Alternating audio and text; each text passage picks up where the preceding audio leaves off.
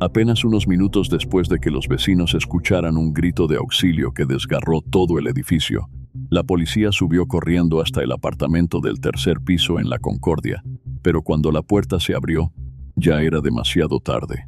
Lucía Juliana Pinto, la madre que había dedicado casi toda su vida a sostener a su familia y a intentar rescatar a su hijo del abismo de la adicción, fue encontrada inmóvil dentro de la misma casa que había tratado de mantener en pie para que no se desmoronara. ¿Qué fue lo que empujó a una madre hacia un final tan doloroso?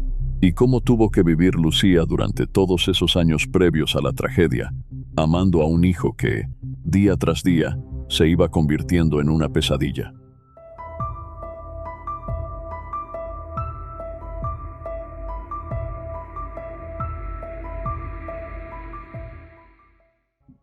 La mañana del 21/9 comenzó como cualquier otro día en el viejo conjunto de apartamentos. El sonido de las puertas metálicas abriéndose y cerrándose, unos pasos que resonaban en la escalera, el olor del desayuno flotando en el pasillo. Una mujer, en el departamento del piso de arriba, seguía con sus rutinas de siempre: ordenar, limpiar, terminar lo último de las tareas cotidianas. Cerca de las 10 de la mañana, un hombre apareció de repente, sin avisar, algo que ya había ocurrido muchas veces. Y entonces, en cuestión de segundos, un grito desgarró el aire. No sonaba a rabia, era dolor, pánico, un pedido de auxilio, cuando todo se salió de control. Todo el piso quedó paralizado. Una vecina lo entendió al instante. Esta vez se habían pasado de la raya. Sin dudarlo, llamó a la policía. La comisaría estaba muy cerca. Los agentes llegaron tan rápido que muchos ni siquiera alcanzaron a reaccionar. Adentro, la escena parecía completamente trastornada. Muebles fuera de lugar, señales de forcejeo por todo el departamento, cada rasguño, como si contara una lucha desesperada. Pero el golpe más duro estaba en el dormitorio principal. En el suelo, la mujer yacía inmóvil, con múltiples heridas. Y sobre la mesa del comedor, un cuchillo quedaba allí, solitario, un silencio que pesaba como una acusación. La desafortunada mujer era Lucía Juliana Pinto, nacida el 26 de febrero de 1976 en Bucaramanga, capital del departamento de Santander, en el centro norte de Colombia. Creció en una familia donde la perseverancia y la unión no eran solo valores, sino también principios que guiaban su vida, y el amor de sus padres la acompañó desde sus primeros días. Ellos fueron siempre su guía. Le enseñaron que ayudar a los demás era tan importante como cuidarse a sí misma, y Lucía, con un corazón generoso, valoró esa lección desde muy pequeña. Sin embargo, con el paso del tiempo, empezó a notar con más claridad las dificultades económicas que enfrentaba su familia. Aunque sus padres trabajaban sin descanso, los recursos nunca eran abundantes. Por eso, siendo aún niña, decidió asumir responsabilidades. Ayudaba en las tareas del hogar y buscaba maneras de aliviar la carga de sus seres queridos. Fue precisamente en ese contexto donde descubrió su pasión por la cocina. Entre ollas y recetas sencillas, encontró un espacio para expresarse y aportar algo valioso a la felicidad de su familia. Lo que comenzó como parte de su rutina diaria pronto se transformó en un sueño, y Lucía empezó a imaginar dedicarle todo su futuro a esa profesión que tanto la inspiraba. Incluso en los momentos más difíciles, tenía una capacidad admirable para encontrar alegría en las pequeñas cosas de la vida. Su sonrisa era constante, y su optimismo se convirtió en un faro para quienes la rodeaban. Esa cualidad brillaba especialmente en su relación con su madre, a quien consideraba su confidente y con quien mantenía un vínculo profundo. Cuando era joven, tuvo la oportunidad de trabajar en un restaurante, donde pudo poner en práctica sus habilidades culinarias. No solo aportó económicamente a su familia, sino que también perfeccionó un talento que se volvió una parte esencial de su identidad. Esta etapa coincidió con su primer amor, una historia que, aunque breve y con un final desafortunado, dejó una marca imborrable. En 1995 nació su primer hijo. A los 19 años, Lucía dio a luz a su primer hijo, a quien llamó Pablo Julián Lozano Pinto. La llegada de Pablo transformó por completo su vida. Aunque el padre del niño no asumió ninguna responsabilidad, ella se mantuvo firme ante la adversidad, decidida a ofrecerle lo mejor a su pequeño. Pablo se convirtió en su mayor motor, la razón por la que se levantaba cada día, con la meta de construir un futuro más prometedor para ambos. Durante esos primeros años, mientras Lucía trabajaba largas jornadas en un restaurante del centro para sostener el hogar, fue la abuela quien se hizo cargo del cuidado de Pablo. Con dedicación y ternura, le brindó un entorno seguro y lleno de afecto. No fue sencillo al principio. Había que ingeniárselas para que el niño no sintiera de forma tan aguda la ausencia de su madre. Sin embargo, cada vez que Lucía regresaba a casa, el simple acto de abrazar a su hijo borraba el cansancio y las preocupaciones acumuladas. En esos instantes, ella se entregaba por completo a escucharlo. Le preguntaba por su día, sus amigos, sus juegos, fascinada por lo rápido que crecía y, en silencio, lidiando también con una punzada de culpa por los momentos que no podía compartir. Su madre, sin necesidad de palabras, comprendía la lucha constante de Lucía por mantener a flote a los dos. Fue en ese contexto cuando el pequeño mundo de Pablo experimentó un cambio inesperado. Lucía le presentó a su nuevo novio.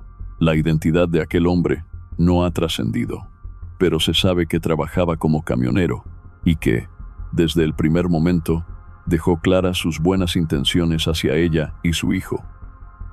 Tras un noviazgo breve, decidieron apostar por un futuro juntos y formar su propio hogar. Encontraron un acogedor apartamento en el tercer y último piso de un pequeño edificio en el corazón del barrio La Concordia.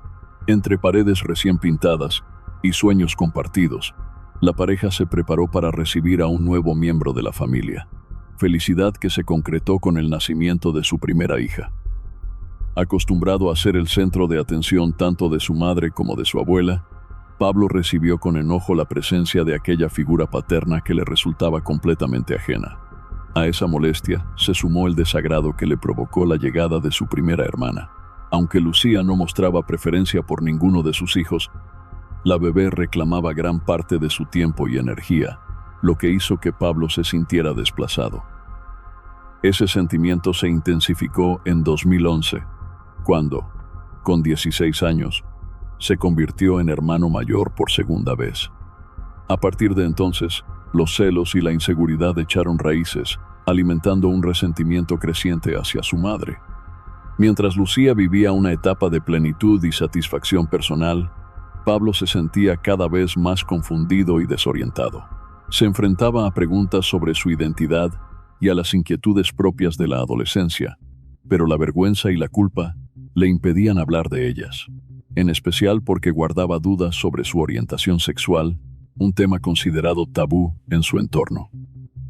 Esa combinación de emociones y tensiones familiares lo sumió en un estado de angustia y aislamiento. Incapaz de expresar lo que sentía, comenzó a resentirse no solo con su madre, sino también consigo mismo y con el mundo que lo rodeaba. Fue entonces cuando encontró refugio en un grupo de jóvenes del barrio.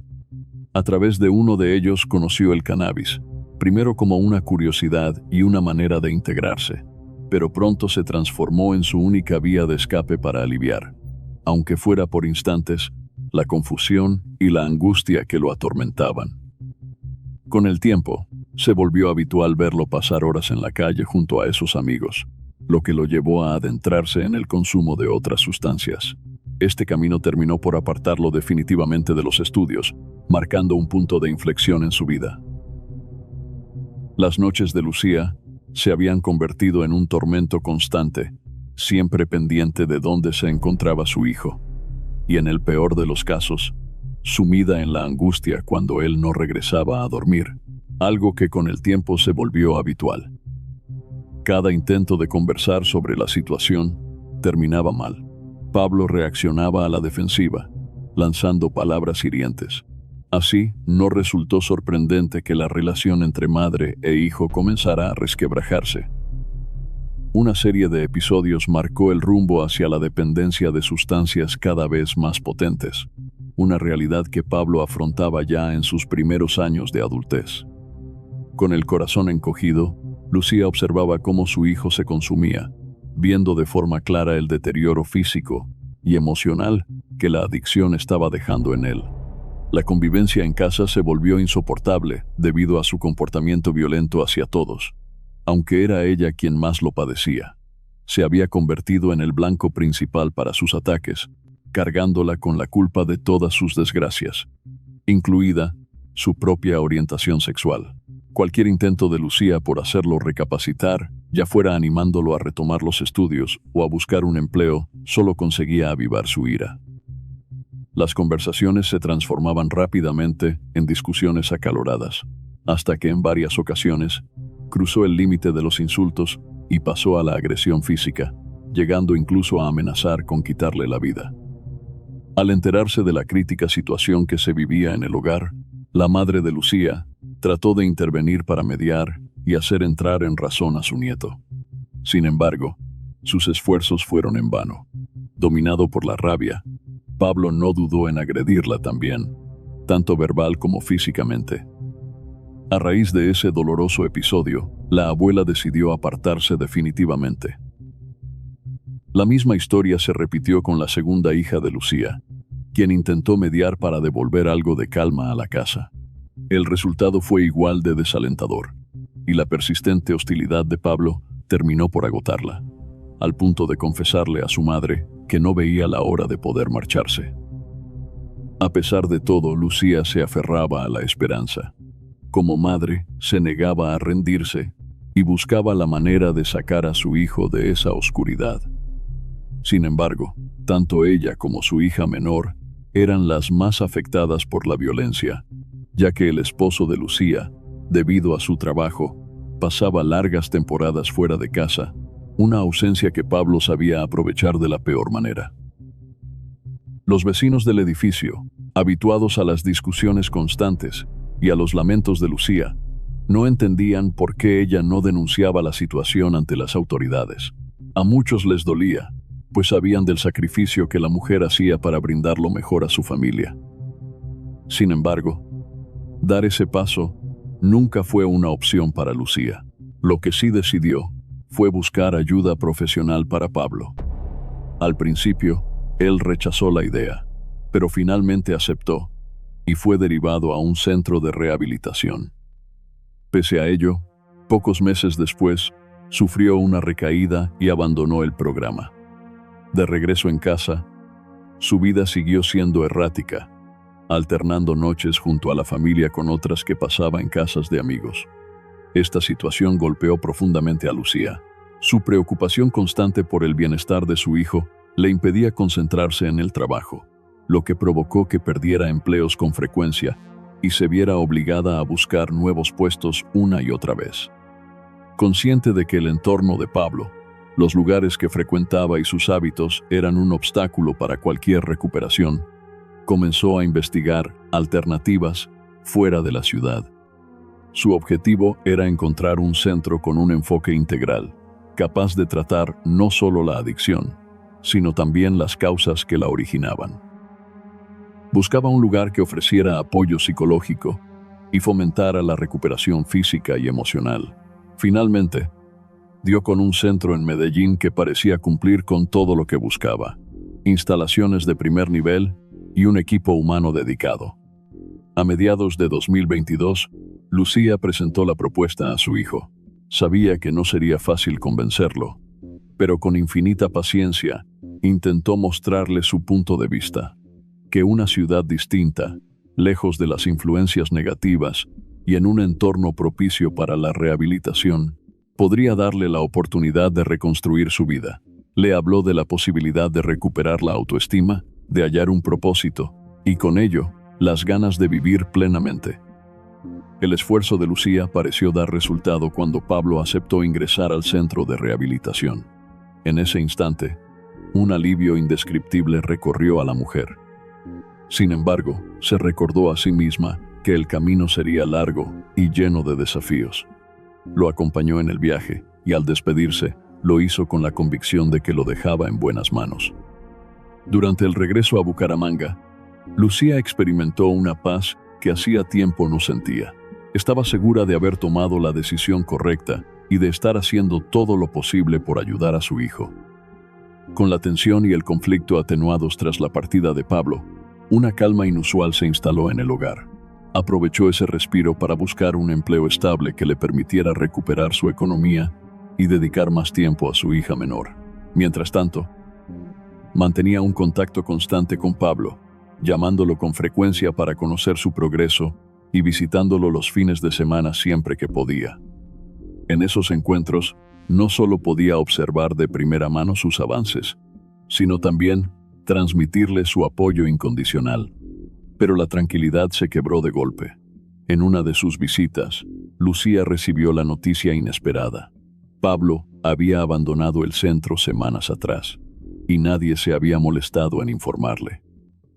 Incrédula y angustiada, emprendió una búsqueda desesperada que la llevó a encontrarlo, viviendo con un hombre al que presentó como su pareja.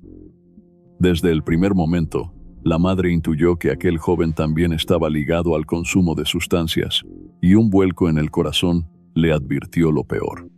Sus temores no tardaron en confirmarse.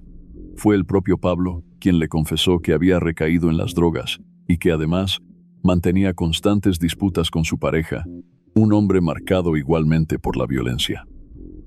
La preocupación por Pablo se volvió tan absorbente que Lucía comenzó a viajar a Medellín con una frecuencia tal que, hacia finales de 2022, terminó perdiendo su empleo. El desgaste físico y emocional no tardó en pasarle factura, pero nada la detenía. Fue entonces cuando recibió una noticia que le heló la sangre. Su hijo había sufrido una recaída emocional tan severa que había intentado quitarse la vida. Sin pensarlo dos veces, empacó lo indispensable y partió rumbo a Medellín. Para ese momento, Lucía era apenas una sombra de la mujer que había sido. Sin embargo, una fuerza que parecía provenir del amor más puro la impulsaba a seguir adelante, convencida de que ahora más que nunca debía encontrar la forma de alejarlo de ese entorno que lo estaba destruyendo. Su plan era claro: persuadirlo para que regresara a Bucaramanga, donde ella podría ofrecerle el cuidado constante y la estabilidad que tanto necesitaba. Pero la realidad con la que se topó la desarmó por completo. Pablo no se negó de forma tajante, pero la sola idea de dejar Medellín provocó una reacción explosiva en su pareja, quien, entre gritos y amenazas, dejó claro que no estaba dispuesto a permitirlo. Lucía, lejos de amedrentarse, continuó visitándolo, aún sabiendo que cada encuentro podía ser un nuevo episodio de tensión. Con el tiempo, las discusiones pasaron de las palabras a la violencia física, y los maltratos de Pablo hacia su madre se hicieron cada vez más frecuentes, casi cotidianos. A la presión emocional se sumaron problemas materiales. Comenzaron a tener serias dificultades con los propietarios del apartamento donde vivían, hasta que finalmente fueron notificados para desocuparlo. La situación era insostenible. Agobiado por los conflictos y alentado por las palabras de su madre, Pablo decidió terminar su relación con aquel hombre y a inicios de abril de 2023 regresó a Bucaramanga. Lucía lo recibió con los brazos abiertos, tratando de convencerse de que esta vez las cosas serían distintas. No obstante, la calma duró poco.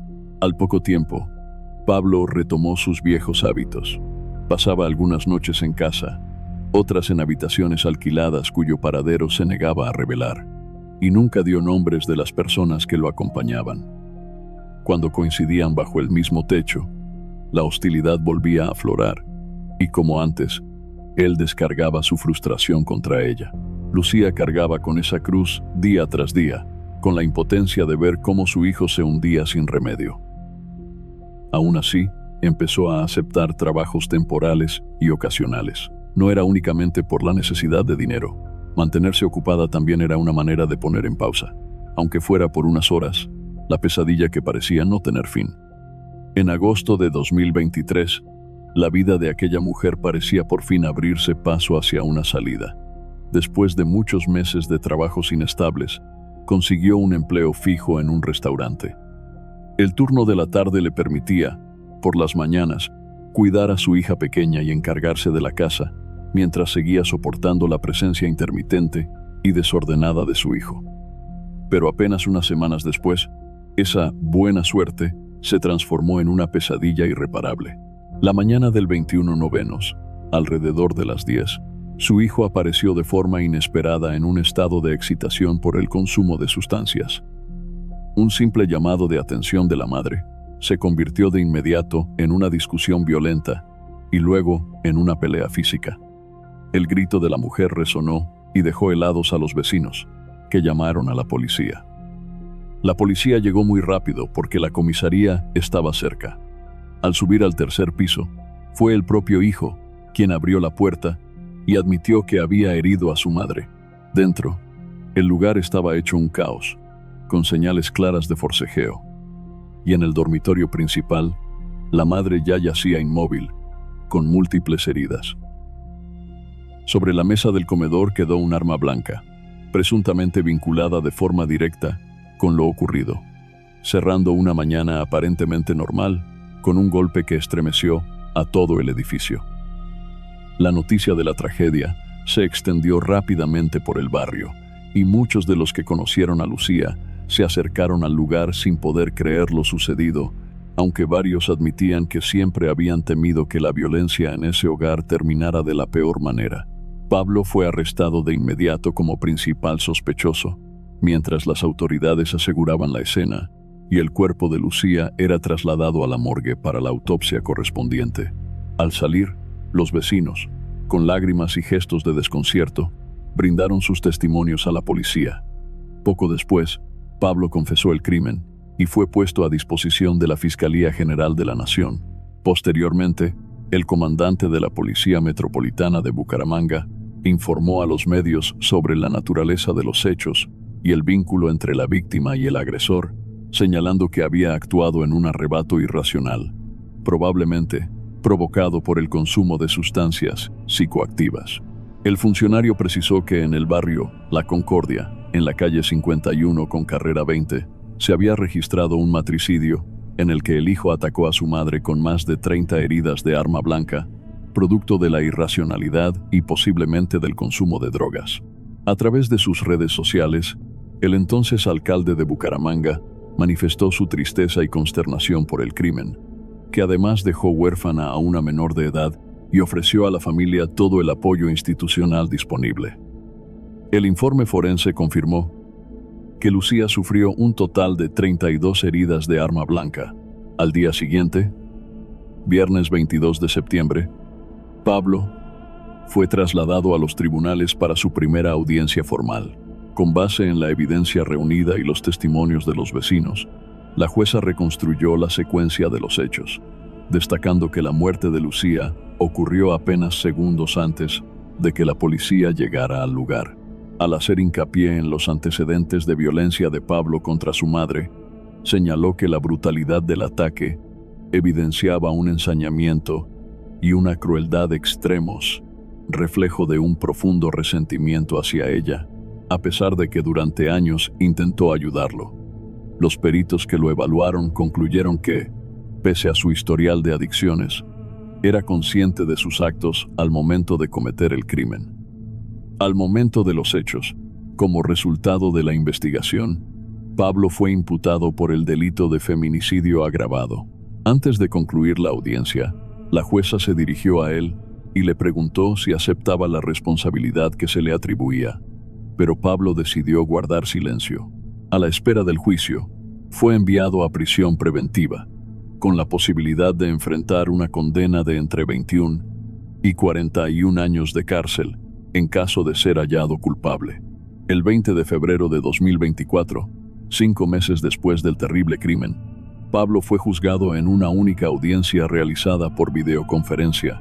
La sesión estuvo presidida por un juez de conocimiento. Mientras él comparecía desde el centro de reclusión, para la fiscalía, quedaba claro que la adicción del acusado había sido el origen de sus múltiples conflictos, no solo con su madre, sino también con otros miembros de su familia.